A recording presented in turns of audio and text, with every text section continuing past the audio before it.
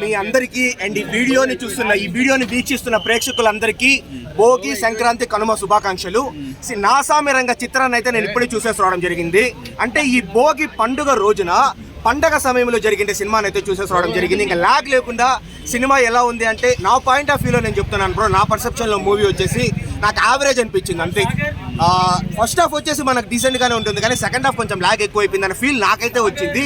But still ఈ సినిమాని మనం థియేటర్కి వచ్చి చూడొచ్చా అంటే డెఫినెట్లీ చూడొచ్చని నేను చెప్తాను. బట్ ఫస్ట్ హాఫ్ కోసం అయితే ఎస్పెషల్లీ మనం వచ్చి చూడొచ్చు.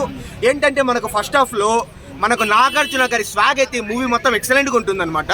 ఏంటంటే ఆయన సోక్కాడే చిన్న ఆయన కంటే మూవీలో మంచి స్వాగ్ ఉంటుంది. మాస్గా ఒక పల్లెటూరులో ఉండే ఒక వ్యక్తి స్వాగ్ అయితే ప్రాపర్గా చూపించిన నాగార్జున గారి. నాగార్జున గారికి అల్లరి నరేష్ గారి వాళ్ళిద్దరి మధ్య జనరేట్ అయిన కామెడీ సీన్స్ కావచ్చు, అండ్ నాగార్జున గారు ఆశిక రంగనాథ్ హీరోయిన్ వాళ్ళిద్దరి మధ్య జనరేట్ అయ్యే లవ్ సీన్స్ కావచ్చు, ఇవన్నీ బాగానే ఉంటుంది మనకు ఫస్ట్ హాఫ్లో.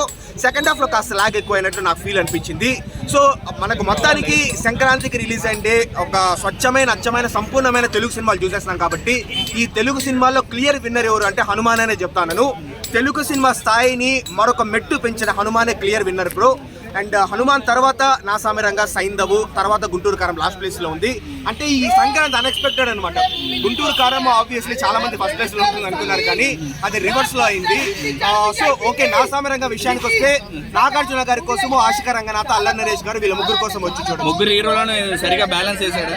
అంటే ముగ్గురు హీరోలు ఆశిక రంగనాథ్ మెయిన్ అనమాట. వాళ్ళిద్దరు ఉన్నారు, కానీ ఏదో ఒక స్క్రీన్ స్పేస్ లో ఒక 10 నిమిషాలు ఉంటాయి ఎక్కువ, అంటే అంతకు మించి లేరు.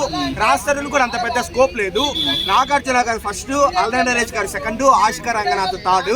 అండ్ ఆశిక రంగనాథ్ గురించి ఒకే ఒక మాట బ్రో, ఇప్పుడు ఎలా శ్రీలీల సెటిల్ అయిపోతా ఉందంటే, ఇప్పుడు శ్రీలీల వేరే విషయం అనుకోండి, ఐరన్ లెగ్ అంటారు అందరూ. ఆశిక రంగనాథ్ కూడా డెఫినెట్లీ తెలుగు ఇండస్ట్రీలో సెటిల్ అయిపోతుంది అనమాట. ఎందుకంటే అంత మంచి పర్ఫార్మెన్స్ ఆ అమ్మాయి నిజంగా కూడా అందంగా ఉంటుంది కాబట్టి, అందము ప్లస్ టాలెంట్ రెండు ఉంది కాబట్టి ఆ అమ్మాయి డెఫినెట్లీ సెటిల్ అవుతుంది. ఓవరాల్ ఒక ముక్కలైపు నాసామి రంగ నాకైతే యావరేజ్ అనిపించింది. సో ఫస్ట్ హాఫ్ కోసము నాగార్జున గారి స్వాగ్ కోసము, అల్లరి నరేష్ గారి యాక్టింగ్ కోసం వచ్చి చూడొచ్చు.